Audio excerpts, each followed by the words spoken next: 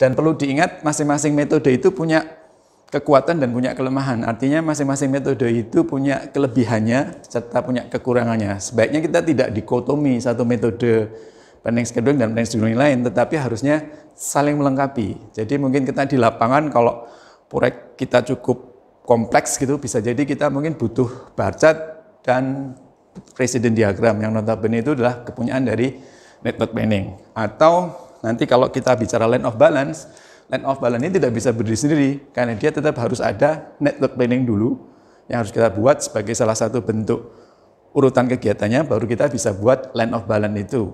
Karena line of balance punya kekuatannya adalah dia sebenarnya khusus untuk beberapa proyek di mana banyak bersifat repetitive activities.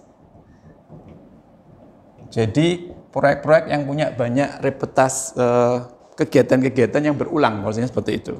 Nah, ini sangat cocok dengan metode line of balance ya. Nah, sekarang akan kita coba ulas metode line of balance ini. Jadi langkah pertama tetap harus understand the project.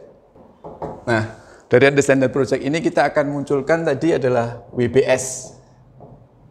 Dari WBS itu akan muncul tadi adalah logic diagram. Jadi kita harus ingat ini ya, ada 3 langkah pertama awal yang harus kita sepakati. Nah, pada saat kita bicara mau praktek line of balance ini, sekarang kita coba lihat posisinya adalah WBS-nya dulu. Dari situ akan muncul list of activity. Jadi ada activity, nomor 1 adalah structure, nomor 2 adalah posisi form work. Ini ada contoh saja.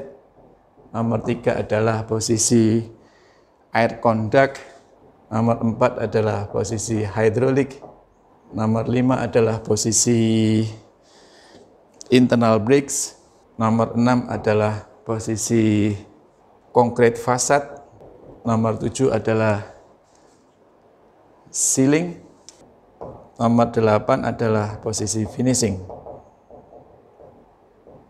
Nah, ini adalah satu contoh kegiatan dari satu gedung di mana kita di dalam ketentuan umumnya adalah kita akan membangun menjadi 20 lantai. Ini ketentuan umumnya. Dan kegiatannya adalah seperti ini. Jadi kita akan membangun 20 lantai. Masing-masing lantai itu punya kegiatan structure, formwork, air conduct, hydraulics, internal brakes, concrete facade, ceiling, dan finishing. Nah, langkah pertama kita harus paham masing-masing aktivitas ini butuh berapa lama. Jadi ini adalah posisi duration-nya, duration per cycle. Dalam contoh ini, structure butuh 6 minggu, let's say seperti itu ya. Jadi formwork butuh juga 6 minggu, air conduct butuh 8 minggu, hydraulics butuh 5 minggu, terus internal brakes butuh 7 minggu, concrete facade butuh 5 minggu, ceiling butuh sekitar 6 minggu, dan finishing butuh sekitar 8 minggu. Nah, setelah kita paham kira-kira WBS-nya seperti ini, setelah itu kita buat apa tadi? Langkah ketiga adalah bikin logic diagramnya. Nah, logic diagramnya kita buat. Nah, sebenarnya kemampuan engineer itu ada di logic diagram ini, mas-mas dan mbak-mbak semua. Ya, jadi kita harus betul-betul paham logic diagram ini. Yang pertama adalah structure, setelah itu adalah formwork. Formwork ini kita ada 2 kegiatan yang bisa berjalan paralel. Yang pertama adalah air conduct, yang kedua adalah hydraulics. Ya, setelah itu masuk ke internal brakes. Setelah itu dilanjutkan adalah concrete facade. Setelah itu ada ceiling. Dan yang terakhir adalah finishing. Nah, setelah kita paham atau kita bisa menyusun dari logic diagram ini, kita masukkan durasi waktu per cycle-nya. Jadi structure adalah butuh 6 minggu, formwork butuh 6 minggu juga, air conduct butuh 8 minggu, terus hydraulic butuh 5 minggu, internal break butuh sekitar 7 minggu, concrete fasad butuh sekitar 5 minggu, terus ceiling butuh 6 minggu, dan finishing butuh 8 minggu. Nah, ini menjadi salah satu kesatuan yang harus bisa kita laksanakan secara bersama-sama. Jadi kunci kedua adalah logic diagram ini. Karena ini menjadi salah satu hal yang menjadi sangat penting pada saat kita akan membuat line of balance. Ya. Sampai sini ada pertanyaan? Halo?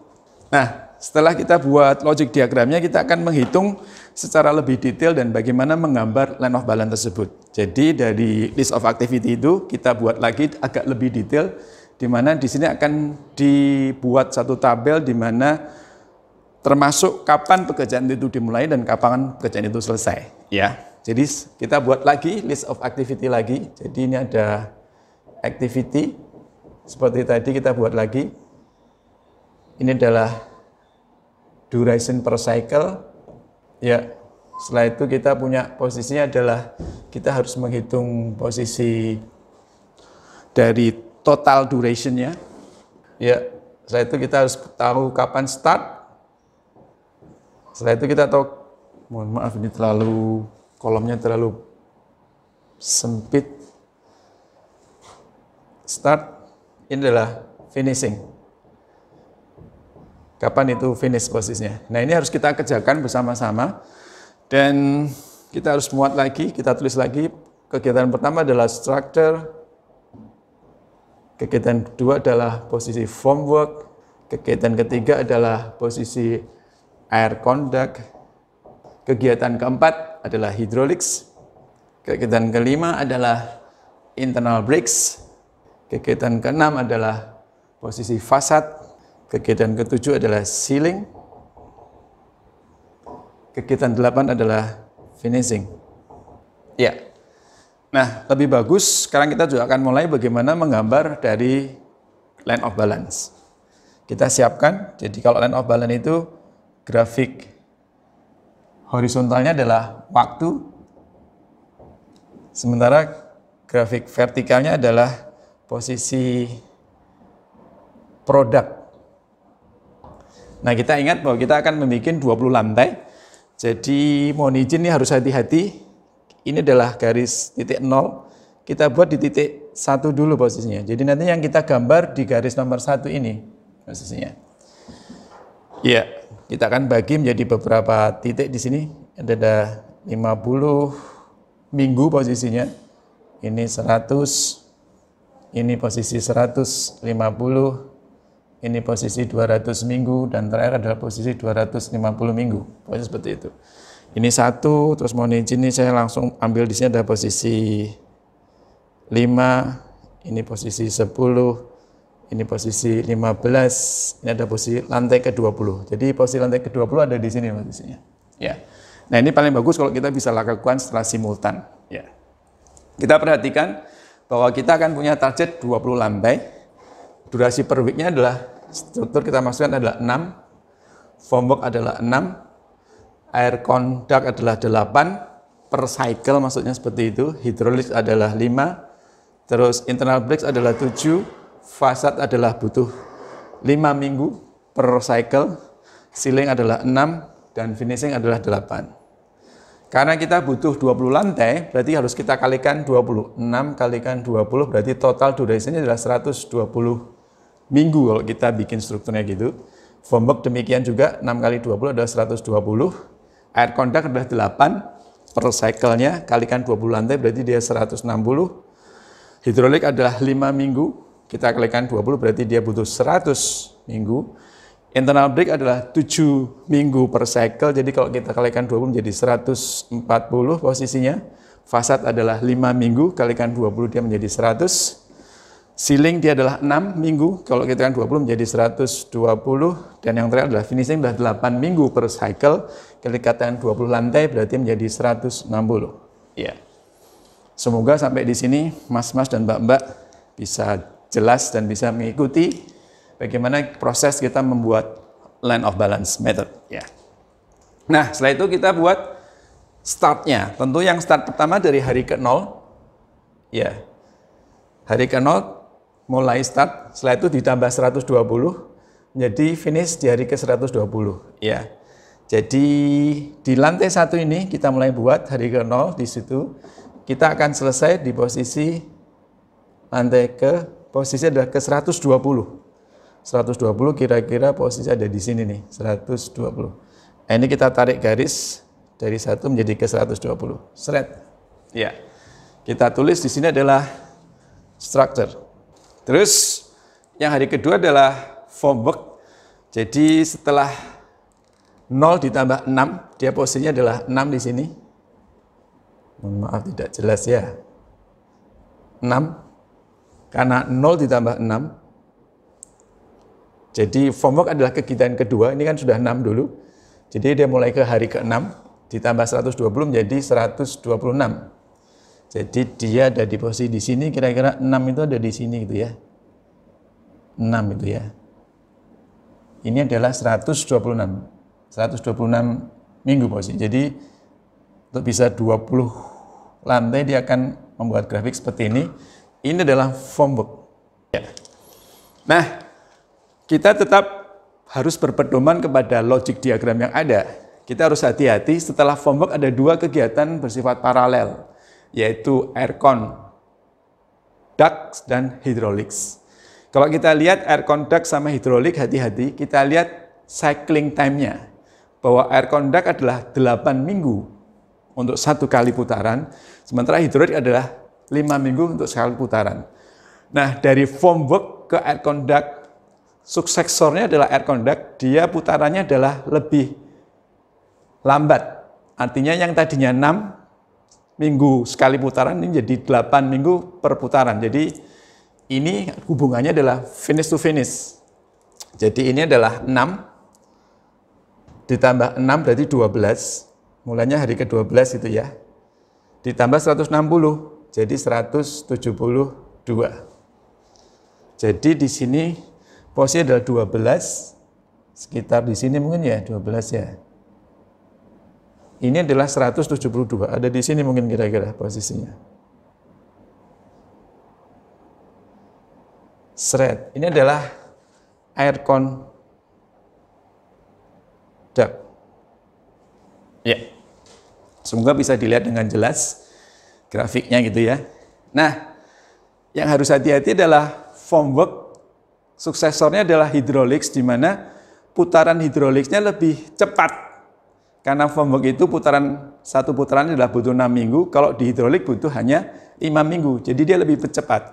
Nah, kalau lebih cepat seperti ini, hubungannya tidak bisa start to start, tetapi adalah kita memakai hubungan finish to finish. Jadi kita lihat finishingnya dari form work. Finishing dari form work adalah posisinya ada di 126, ditambah 5 minggu untuk hidrolik. Berarti dia ada di 131. Ngisinya di finish dulu. Nah, 131 dikurangi 100, kenapa? Karena putarannya kan dia butuh, untuk 20 lantai itu adalah 5 kali 20 ada 100. Jadi sini adalah menjadi 31. Nah, kita harus hati-hati melihat suksesor dari kegiatan yang mengikuti berikutnya. Kalau itu putarannya lebih cepat, hubungannya adalah finish to finish. Jadi hati-hati, ada di 131, kira-kira ada di sini mungkin. Serta di grafik 31 mungkin sekitar ada di sini posisinya. Nah, ini terjadi crash. Nah, pada saat terjadi crash seperti ini, Bapak Ibu semua harus hati-hati. Pada saat terjadi crash seperti ini menandakan bahwa kegiatan ini dilakukan paralel, tetapi di lantai sekitar lantai 12 itu ada 2 tim bekerja bersama-sama, yaitu tim apa? Tim air conduct sama tim posisinya hydraulics. Jadi ini adalah garis yang posisi hydraulics posisinya ya. Hati-hati ini ya. Nah, demikian selanjutnya bisa kita lanjutkan. Kegiatan selanjutnya adalah internal brakes, di mana dia putarannya adalah 7 minggu sekali putarannya. Pada saat paralel seperti ini, kita harus ambil yang paling besar, yaitu di air conduct. Karena dia selesai di posisi 8 minggu butuh 1 putarannya. Jadi tidak mungkin posisinya yang kita pakai pedoman ada hydraulics. Karena nanti logikanya jadi tidak masuk. Kenapa tidak masuk? karena ada pekerjaan hidrolik sudah selesai dulu, sementara posisinya kita langsung pakai untuk internal brakes. Tidak mungkin internal brake mulai sebelum air conduct selesai. Nah, kita harus hati-hati, sehingga yang harus kita pakai sebagai pedoman pada saat paralel ini adalah pekerjaan yang putarannya paling besar. Jadi kita mulai dari air conduct, dia ada di 172. Lihat lagi, putarannya lebih kecil, berarti kita hubungannya apa? Finish to finish. Jadi kita lihat posisinya di sini. Air conduct adalah 172 ditambah 7 menjadi 179. Nah, seperti biasa pada saat finish to finish, kita kurangi dengan durasi total 140. Jadi 179 kurangi 140 adalah 39 ya. Ya, berarti kita buat lagi posisi 39. Mungkin ada di sini 39. Di sini adalah 179, mungkin ada sekitar sini ya. Kita tarik garis lurus, jret. Ya. Kita kasih label internal brakes. Ya. Kita sudah sampai ke internal brake. Selanjutnya adalah fasad. Kita harus hati-hati karena fasad putarannya adalah lebih pendek daripada putaran internal brakes. Artinya suksesor dari internal brake ini posisinya adalah lebih cepat fasad itu. Jadi kita pakai hubungan finish to finish lagi. Jadi kita sudah pakai 179 ditambah 5. Jadi 184. Betul ya? 184 dikurangi 100 berarti ada di posisi 84 posisinya. Kita buat posisi 84, ini sudah di sini posisinya ya. 84, ini ada di posisi 184. 184, betul ya? Iya, betul, 184. Posisi kira-kira ada di sini mungkin ya. Iya, kita tarik garis lagi. Ini adalah posisi fasad. Ya. Nah, selanjutnya kita berubah ke ceiling. Nah, ceiling ini putarannya lebih lama daripada fasad. Berarti artinya hubungannya adalah finish to finish. Ya, ingat-ingat ya. Karena putarannya lebih lama, jadi finish to finish. Jadi kita mulai di posisi fasad ada di titik 84. Makanya untuk ceiling berarti 84 ditambah 5. Jadi 89. 89 ditambah 120 kira-kira posisi berapa ya? 209. Nah, berarti kita pakai di sini 89 mungkin kira-kira ada di sini posisinya. Ini adalah posisi 209. 209 kita tarik seret. Ini adalah ceiling. Ya. Nah, kita masuk di yang terakhir yaitu finishing. Finishing dilihat sebagai suksesor dari kegiatan ceiling, dia putarannya lebih lambat. Jadi artinya finishing butuh 8 minggu sekali putaran, sementara ceiling butuh 6 minggu. Artinya suksesornya finishing ini lebih lambat. Jadi hubungannya adalah start to start. Ya, kita buat lagi. Startnya adalah di posisi 89. Jadi kalau ditambah kegiatannya posisinya adalah ceiling adalah 6, berarti 89 tambah 6. Tambah 6 adalah sekitar 95 posisinya. Nah, 95 ini ditambah dengan durasinya 160, berarti sekitar 255. Jadi 95 posisi mungkin ada di sini posisinya. 95 itu ya. Ini jadi 255 ada di sini. Ya. Ini adalah kegiatan finishing. Ya. Nah, apa yang manfaat dari kita melakukan bentuk diagram line of balance ini? Secara tidak langsung kita bisa lihat bahwa diagramnya menjadi lebih sederhana dibanding kita memakai network planning. Karena kita bisa langsung melihat posisi garis-garis lurus seperti ini. Itu yang pertama. Yang kedua, sebenarnya garis-garis ini adalah garis-garis bersifat produktivitas atau sejauh mana kapasitas masing-masing kegiatan ini dilakukan di lapangan. Dan line of balance ini lebih bagus kalau masing-masing kegiatan ini dikerjakan oleh satu grup subkon. Artinya ada subkon structure, ada subkon formwork, ada subkon air conduct, ada subkon hydraulics, ada subkon bricks, ada subkon facade, ada subkon ceiling, ada subkon finishing. Dari situ kita bisa betul-betul mengawasi masing-masing subkon itu apakah mereka benar-benar sesuai target, harusnya minggu keberapa sudah sampai ke lantai berapa. Nah, ini bisa kita lihat. Kalau kita pakai network planning, kita tidak bisa lihat produktivitasnya.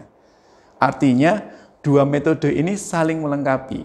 Itulah tadi yang pada statement saya yang pertama bahwa masing-masing metode punya ciri dan spesifik sendiri-sendiri, dan masing-masing metode punya kekuatan dan kelemahan. Oleh sebab itu, di kasus ini ternyata line of balance tidak bisa berdiri sendiri. Kita harus bikin apa? Logic diagramnya dulu yang notabene ini adalah network planning.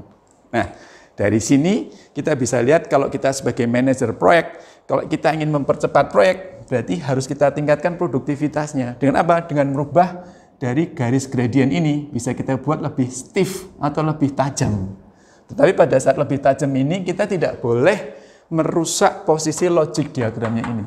Jadi jangan sampai ceiling itu mendahului daripada fasad, tidak boleh. Karena fasad harus selesai dulu baru ceiling. Nah, ini yang menjadi perhatian kita. Kedua, kita harus hati-hati pada saat melakukan kegiatan yang bersifat paralel seperti ini. Karena untuk kegiatan yang suksesornya itu lebih cepat putarannya, itu kita hubungannya adalah finish to finish. Sementara kalau dari suksesor yang lebih lambat, itu hubungannya adalah start to start. Ya. Nah, ini adalah contoh bagaimana diagram line of balance. Selamat menikmati dan selamat eksplor lebih lanjut. Terima kasih. Wassalamualaikum warahmatullahi wabarakatuh.